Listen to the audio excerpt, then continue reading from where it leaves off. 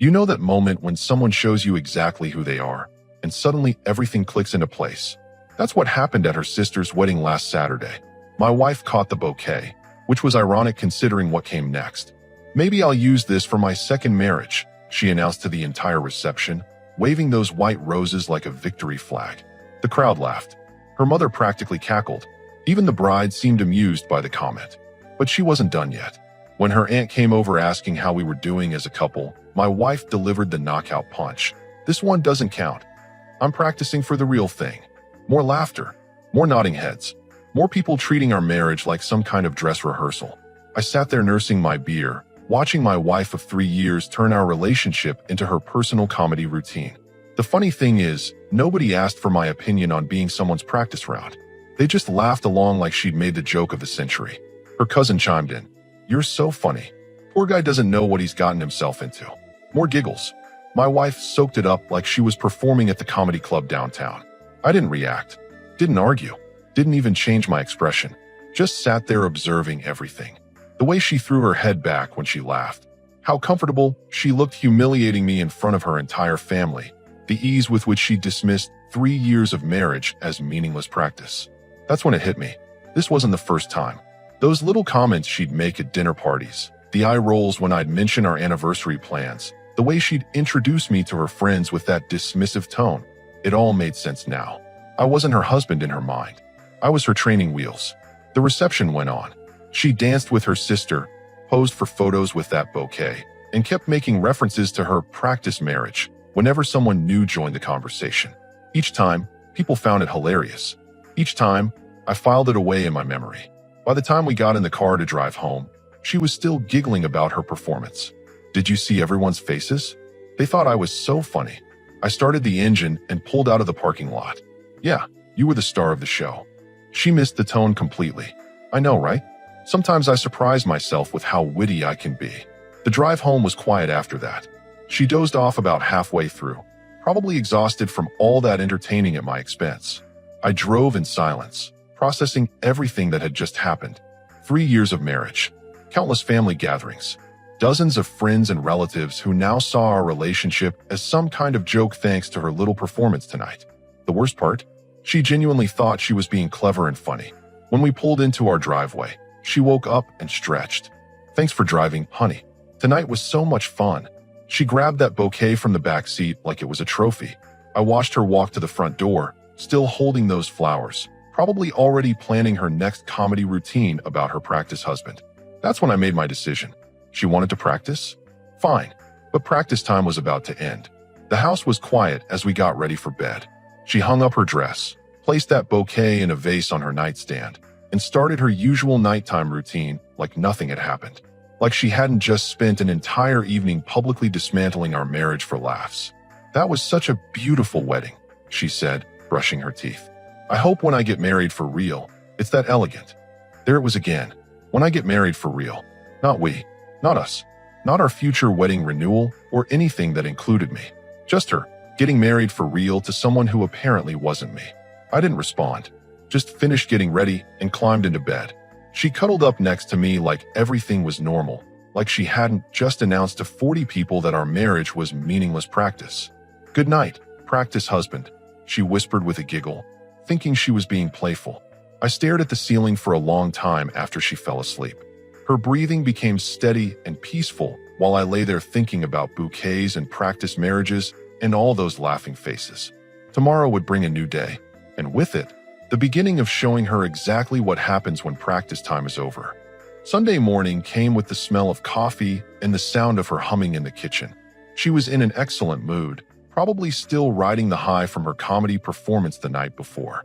I found her making pancakes, that bouquet prominently displayed on the counter like some kind of championship trophy. "Morning, sleepyhead," she chirped, flipping a pancake with theatrical flair. I was just thinking about last night. Everyone loved my jokes about the practice marriage thing. I poured myself coffee and sat at the kitchen table. Yeah, they seemed really entertained. "Oh, come on, don't be so serious. It was just harmless fun." She slid a plate of pancakes in front of me. "You know I didn't mean anything by it, right? It's just wedding humor." Wedding humor. That's what she was calling it now. "Of course," I said, cutting into the pancakes. Just jokes. She beamed at me like I'd just validated her entire comedy career. Exactly. You get it. That's why we work so well together. You understand my sense of humor. I nodded and ate my breakfast while she continued chattering about the wedding. How beautiful the venue was, how much fun the reception turned out to be, how her sister looked radiant. Not once did she mention how her jokes might have affected me. Not once did she consider that maybe turning your spouse into a punchline wasn't the pinnacle of comedy. After breakfast, I told her I needed to run some errands. She waved me off, already settling in with her phone to scroll through social media and probably share more details about her hilarious performance.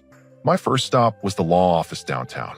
Not some fancy corporate firm, just a straightforward family law attorney who'd handled my buddy's divorce 2 years ago. Practical, efficient, and discreet. The consultation was enlightening. We discussed assets, timelines, and the process itself. 3 years of marriage, no kids, both of us working. It would be relatively straightforward. I scheduled a follow-up appointment for Thursday. Next stop was the bank. I opened an individual account and transferred my direct deposit there. Not all of it, just enough to establish independence without raising immediate red flags. I kept the joint account active but started planning my financial separation. By the time I got home, she was on the couch watching Netflix, still in her pajamas. "How were your errands?" she asked without looking away from her show. "Productive," I said, settling into my chair with my laptop. That evening, we went to her parents' house for Sunday dinner, a weekly tradition I'd grown to tolerate rather than enjoy. The moment we walked through the door, her mother started up. "There's our little comedian from last night. Everyone's still talking about your practice marriage jokes." My wife practically glowed. "Really? I thought they were pretty good." "Oh honey, you had the whole table in stitches. Poor guy here didn't know what hit him." Her mother gestured at me with a laugh. I smiled politely and helped set the table while they rehashed her greatest hits from the reception. Her father joined in, making his own jokes about training husbands and practice rounds. The whole family seemed to think my marriage was the most amusing thing that had happened in months. During dinner, her sister called to thank everyone for attending the wedding. When the conversation turned to the bouquet toss, my wife put the call on speaker so everyone could hear. "I'm still laughing about your practice marriage comment," her sister said through the phone. "You should do stand-up comedy." More laughter around the table. More encouragement for her to keep treating our relationship like material for her comedy routine. I ate my pot roast and listened to my wife's family celebrate her wit at my expense. That's when I started really paying attention to how they interacted with me. The dismissive glances. The way conversation stopped when I tried to contribute. The subtle eye rolls when I mentioned anything about work or my interests. This wasn't new behavior. I'd just been too invested in keeping the peace to notice how little respect they actually had for me. After dinner, while she helped her mother with dishes, I stepped outside with her father for some air. "You know," he said, lighting up a cigarette, "she's always been the entertainer of the family. Sharp wit, that one. Keeps things interesting." "Definitely keeps things interesting," I agreed. "Good thing you can roll with the punches. Some guys would get their feelings hurt over jokes like that." He took a long drag. "But you seem like you can handle her personality." I nodded. "I'm learning exactly how to handle it." The drive home was quiet. She dozed off again, probably exhausted from another evening of being the family's comedy star. I drove and planned, thinking through timelines and logistics. Tuesday would be perfect. She had her book club meeting that evening. Another weekly tradition where she likely shared more amusing stories about her practice husband. That would give me time to make some calls and finalize a few details. When we got home, she headed straight for the shower while I sat in my chair, laptop open, researching apartments in decent neighborhoods. Not that I was planning to move immediately, but it was good to know my options. She emerged from the bathroom in her robe, hair wrapped in a towel. "You're quiet tonight," she observed, climbing into bed. "Just thinking about the week ahead. Anything exciting planned?" I closed my laptop and looked at her. "Yeah, actually, I think this week's going to be pretty memorable." She smiled sleepily. "Good. We could use some excitement around here." If only she knew how much excitement was headed her way. The next few days were like watching a movie I'd seen before, except now I understood the plot. Every dismissive comment, every eye roll, every time she corrected me in public, it all had new meaning now that I knew where I stood in her life. Monday at work, I mentioned to my colleague that I'd attended a wedding over the weekend. "How was it?" he asked. "Educational," I replied. That evening, she came home from her yoga class bubbling with excitement. Apparently, She'd shared her bouquet story with the other women there too. "You should have seen their faces when I told them about the practice marriage jokes," she said, dropping her yoga mat by the door. "They thought it was hilarious. A couple of them said they wished they had the nerve to say things like that about their husbands." I looked up from my laptop. "Sounds like you inspired them." "I know, right? Sometimes I think I missed my calling as a comedian." She plopped down on the couch next to me. "What are you working on?" "Just organizing some files," I said, closing the laptop. What I was actually doing was creating a timeline of events, documenting patterns of behavior, and preparing a comprehensive overview of our assets. But she didn't need to know that yet. Tuesday came with her book club meeting, just as I'd anticipated. She left at 6:30, armed with a bottle of wine and probably more stories about her practice husband. The moment her car pulled out of the driveway, I got to work. First, I called my attorney to confirm our Thursday appointment and discuss strategy. Then I spent 2 hours going through our joint accounts, credit cards, and financial records. Everything was documented and photographed. I also took some time to really look around our house, the house we bought together 18 months ago. The mortgage was in both our names, but I'd put down the larger down payment from my savings. The attorney had already explained how that would factor into the divorce settlement. By the time she got home at 10:30, I was back in my chair with my laptop, looking like I'd been there all evening. "How was book club?" I asked. "Oh, it was great. We barely talked about the book though." She kicked off her shoes and flopped onto the couch. I told them about the wedding and they were dying laughing. "Apparently, I need to write a book called Surviving Your Practice Marriage." "Catchy title," I said. "I thought so too. Maybe I really should write something. I mean, if I can make everyone laugh about marriage, imagine what I could do with dating stories." She kept talking about her potential writing career while I half listened and continued working on my laptop. What struck me wasn't just her continued entertainment at my expense. It was how excited she got about the attention. The validation from strangers meant more to her than any consideration for how her jokes affected me. Wednesday brought a new revelation. She was on the phone with her college roommate, and I could hear the entire conversation from the kitchen where I was making dinner. "No, seriously, he just sits there and takes it," she was saying. "I made all these jokes about practicing for my real marriage, and he didn't say a word, just smiled and nodded like a good little practice husband." I stirred the pasta and listened to her describe our relationship to someone who'd never even met me. "I mean, don't get me wrong, he's nice enough. Pays his share of the bills, doesn't leave messes around, pretty low maintenance. But there's just no spark, you know? No excitement. It's like being married to a really reliable piece of furniture." Reliable furniture. That's how she saw me. Sometimes I wonder what would happen if I pushed him more, just to see if he'd actually react to something. But honestly, I don't think he has it in him. He's too passive. The pasta was ready. I drained it and started plating dinner while she continued her character assassination. "Well, we'll see. Maybe the right guy will come along and show me what a real marriage is supposed to feel like. Until then, I guess I'm stuck with my practice round." When she finally got off the phone, she came into the kitchen like nothing had happened. "Dinner smells good. What are we having?" "Pasta," I said, handing her a plate. "How's your college friend doing?" "Oh, you know how it is. Same old drama with her boyfriend. Some people never learn." She sat down at the table and started eating. "This is really good. You're getting better at cooking." I watched her eat the dinner I'd made while she'd been on the phone calling me reliable furniture and discussing her hopes for a real marriage with someone else. The irony wasn't lost on me, but I kept my expression neutral. "Glad you like it," I said. Thursday morning arrived with a text from my attorney confirming our 2 o'clock appointment. I told her I had a dentist appointment and would be back by 4. She barely looked up from her phone. The legal consultation went exactly as planned. Papers were prepared, strategy was discussed, and timeline was established. I signed the necessary documents and scheduled the filing for Friday morning.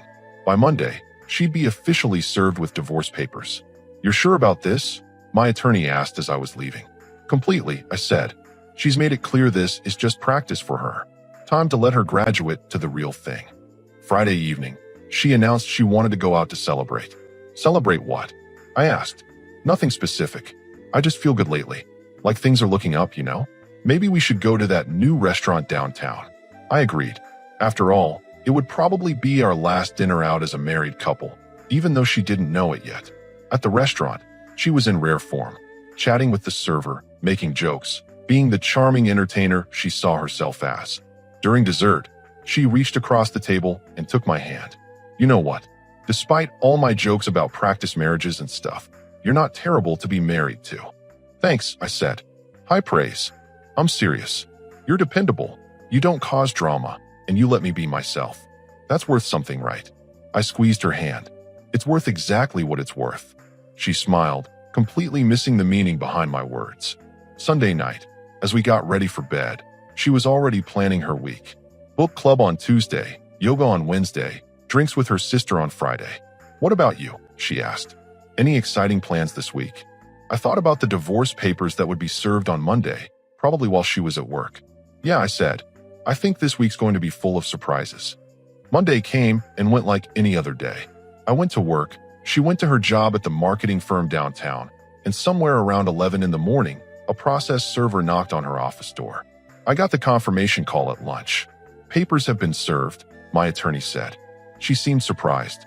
That was an understatement, based on the 17 missed calls and 12 text messages waiting on my phone when I checked it after my meeting. The text started calm. Call me.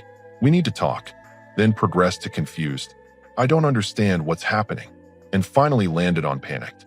Where are you? Call me now. I didn't call. Instead, I finished my workday like normal and drove home at my usual time. Her car was already in the driveway when I pulled up. She met me at the door, divorce papers in hand, mascara slightly smudged. What is this? She demanded, waving the documents at me. Legal paperwork, I said, hanging up my jacket. Don't be cute with me right now. Why am I being served divorce papers? What happened? Did someone put you up to this? I walked to the kitchen and got a beer from the fridge. Nobody put me up to anything. I made this decision myself. But why? We're fine. We're happy. This doesn't make any sense. I took a sip of my beer and looked at her. Really looked at her. The genuine confusion on her face was almost impressive. We're happy, I asked. Is that what you call it? Yes. I mean, sure, we have our little jokes and stuff, but that's normal in marriage. Everyone does that. Little jokes, I repeated. Is that what you're calling it now? Her face started to shift from confusion to defensive. If this is about the wedding, I already told you that was just harmless fun. Everyone understood I was kidding around. Were you kidding when you told your college friend I was like being married to reliable furniture? The color drained from her face. She hadn't realized I'd heard that conversation. Or when you told your book club you were surviving your practice marriage. Or when you told your yoga class you wished they had the nerve to make jokes about their husbands like you do. She set the papers down on the counter, her hands shaking slightly. You were listening to my private conversations? Hard not to when you're having them in our living room. But that's not the point. Then what is the point? Her voice was getting higher, more desperate. The point is that you've spent months, maybe years, treating our marriage like it's temporary. Like it's some kind of rehearsal for when you find someone better. Well, congratulations. Rehearsal is over. She stared at me for a long moment. You're being ridiculous. Marriage is hard work, and sometimes we say things we don't mean when we're frustrated or just trying to be funny. Funny, I nodded. Right. Well, here's what I think is funny. You spent so much time practicing for your real marriage that you forgot you were already in one. I never forgot anything. You're twisting everything around. I finished my beer and set the bottle on the counter. Thursday night. Dinner with your parents. Remember what you said to your sister on the phone. Her mouth opened, then closed. You talked about hoping the right guy would come along to show you what a real marriage feels like. Remember that conversation? I was venting. No, you were being honest. Maybe more honest than you've been with me in years. She started crying then. Not the dramatic sobbing kind of crying, but the quiet, desperate kind that happens when someone realizes they've lost control of the situation. I didn't mean any of it the way you're making it sound. I love you. We're married. This is real.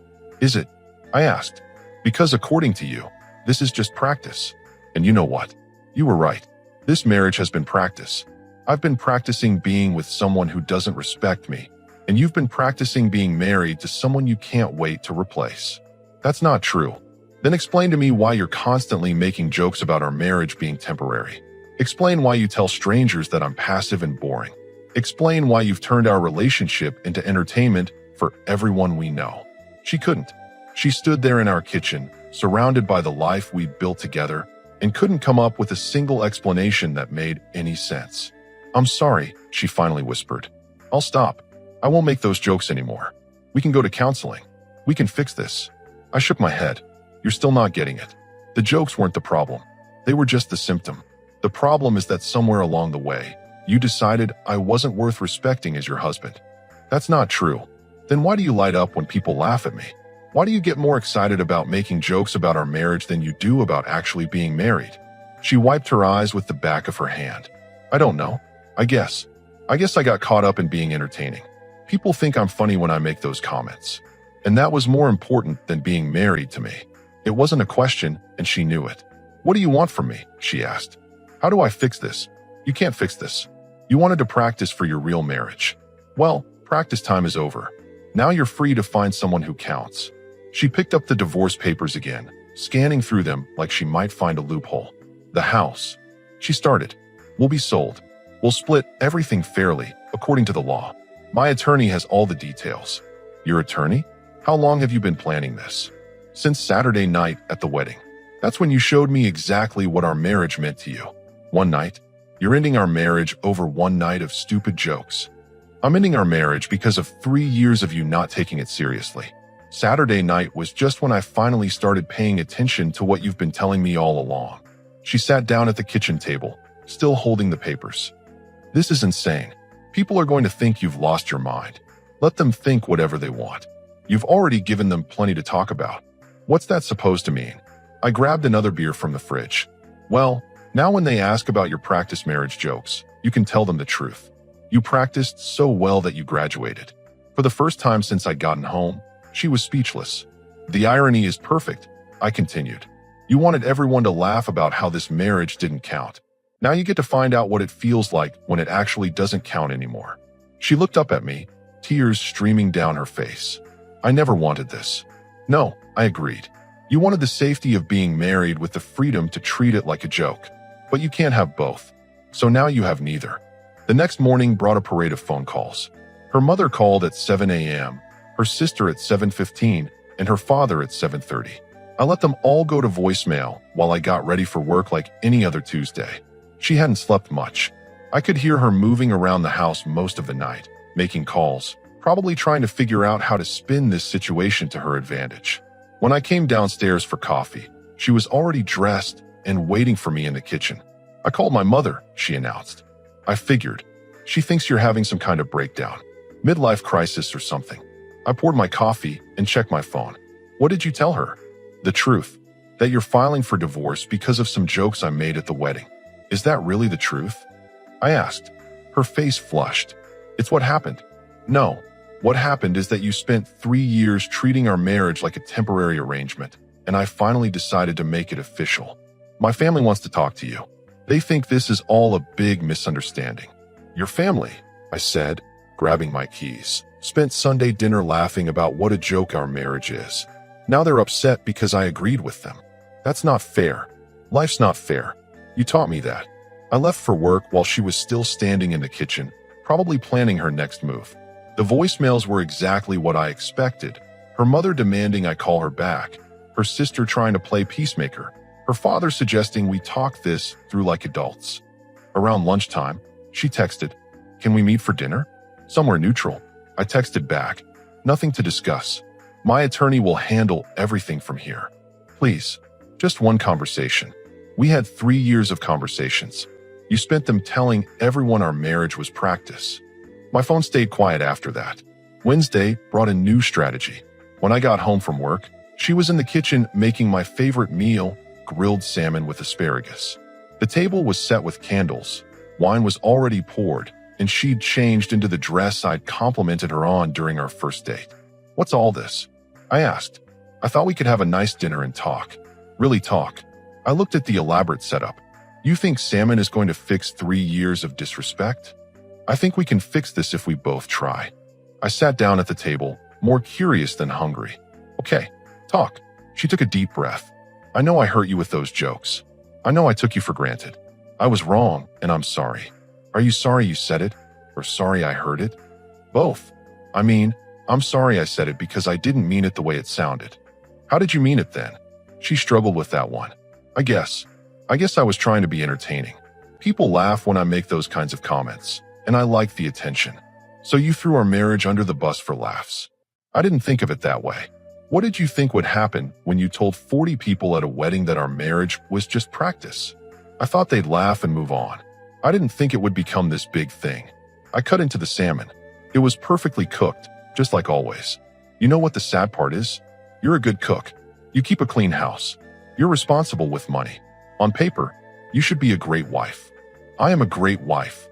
No, you're a great roommate who I happen to be legally married to. There's a difference. She set down her fork. What do you want me to say? What do you want me to do? I want you to understand that this isn't about the jokes at the wedding. This is about the fundamental lack of respect you have for me and for our marriage. I respect you. You called me reliable furniture to your college friend. Her face went red. I was having a bad day. You told your book club you were surviving your practice marriage. I was trying to fit in. You told strangers at yoga that you wished they had the nerve to make jokes about their husbands like you do. I was just making conversation. I put my fork down. Do you see what you're doing right now? Every single time I bring up something you said, you have an excuse. You're not apologizing for saying it. You're apologizing for getting caught. That's not true. Then explain to me why you've never once, in all these conversations, said that what you said was wrong. Only that you didn't mean it, or you were having a bad day, or you were trying to fit in. She opened her mouth to respond, then closed it. You know what I realized? I continued. You don't actually think you did anything wrong. You think I'm overreacting to harmless comments, which means this will happen again as soon as you think I've gotten over it. No, it won't. Yes, it will. Because you don't see treating your husband like a punchline as a problem. You see getting divorced over it as the problem. Tears started again. I can change. I can be better. You can be better for the next guy. The one who counts. Don't say that. Why not? You did. She pushed her plate away. I never said you don't count. You said this marriage doesn't count. I'm half of this marriage. Do the math. Thursday brought reinforcements. Her sister showed up at our house around 6 p.m., armed with coffee and tissues and a practiced concerned expression. He won't talk to any of us. I heard her tell my wife through the kitchen window. I don't know what else to do, my wife replied. He's completely shut down.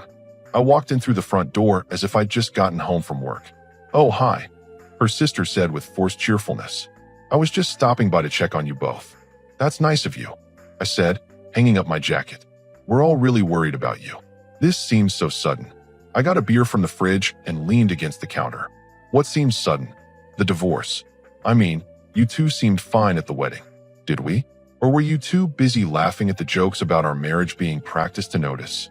Her sister's smile faltered. Those were just silly wedding jokes. Everyone makes jokes at weddings. Do they? Do most wives tell their entire families that their current marriage doesn't count? She didn't mean it like that. How did she mean it? Her sister looked at my wife for help. Tell him you didn't mean it like that. I've been telling him that for 3 days, my wife said. He won't listen. Because you're lying, I said calmly. You meant every word of it. You just didn't expect consequences. Her sister tried a different approach. Look, marriage is hard work. Everyone says things they don't mean sometimes. I don't. What? I don't say things I don't mean about my marriage. When I took my wedding vows, I meant them. When I call her my wife, I mean it. When I tell people we're married, I mean it. I took a sip of beer. The problem is, she doesn't. That's not true. Then why does she get more excited about making jokes about our marriage than she does about actually being in it? Neither of them had an answer for that. Here's what's going to happen, I continued. The divorce will be finalized in a few months. The house will be sold. We'll split our assets according to the law, and she'll be free to find someone whose marriage to her actually counts. You're being cruel, her sister said. No, I'm being practical. She wanted to practice being married. Practice is over. Now she gets to do it for real with someone else. My wife started crying again. I don't want someone else. I want to fix this with you. You can't fix something you don't think is broken. And you don't think treating your marriage like a joke is broken. You think my reaction to it is broken. I finished my beer and headed toward the stairs. Your sister can let herself out. As I reached the top of the stairs, I heard her sister whisper, "How did this happen?" And my wife whispered back, "I don't know. It was just supposed to be funny." 6 months later, I was signing the final papers in my attorney's office. The divorce was officially complete, the house had sold, and we'd both moved on to separate lives. She'd tried everything during those months. Tears, anger, bargaining, even showing up at my new place with homemade cookies and apologies. But I learned something important from our marriage. When someone shows you who they are, believe them the first time. The last conversation we had was at the house sale closing. She looked tired, older somehow. I never thought it would really end like this, she said as we walked out of the title company. Really? You spent 3 years practicing for it. She winced. Even after all this time, she still couldn't handle the truth being thrown back at her. I hope you're happy, she said, not meaning it as a genuine wish. I am actually. Turns out being with someone who respects me is pretty nice. Her head snapped up. Someone? You're already dating. I'm doing whatever I want now. That's the beauty of not being someone's practice round anymore. She stood there in the parking lot, probably realizing for the first time that her actions had real consequences. That while she'd been busy making jokes about practicing for her real marriage, I'd been planning my real exit. For what it's worth, she said quietly, I really am sorry. I know you are. You're sorry you lost your reliable piece of furniture. You're sorry your practice marriage ended before you found your upgrade. But you're not sorry for treating me like I didn't matter. Because you still don't think that was wrong. She didn't argue because she knew I was right. 3 months after that, I ran into her sister at the grocery store. The conversation was awkward but informative. She's having a hard time, her sister told me. Dating isn't going well. That's unfortunate. She keeps comparing everyone to you. Says she didn't realize how good she had it. I loaded my groceries into my cart. She had exactly what she wanted, a practice marriage. Now she gets to use what she learned. Don't you miss her at all? I thought about that question. Did I miss the woman who made me excellent dinners while calling me furniture to her friends? Who kept our house spotless while telling strangers our marriage was temporary? Who shared a bed with me while planning for her real husband to come along? I miss who I thought she was, I said finally. But that person never actually existed. A year later, I was genuinely happy. New job, new place, new perspective on what a relationship should look like. I'd learned the difference between someone who's with you and someone who's settling for you. I heard through mutual friends that she'd gotten engaged to some guy she met through online dating. 6 months after meeting him. Apparently, when she found someone she actually wanted to be with, she didn't need years of practice. The engagement announcement made me laugh. Not because I was bitter, but because it proved everything I'd said was true. She'd been practicing with me for the real thing, and she'd finally found it. Good for her. And good for me for refusing to be anyone's backup plan. The bouquet she'd caught at her sister's wedding probably ended up in the trash eventually. But the lesson it taught me was priceless. When someone tells you who they are and what you mean to them, listen carefully. She told me I was practice. So I let her graduate. Best decision I ever made.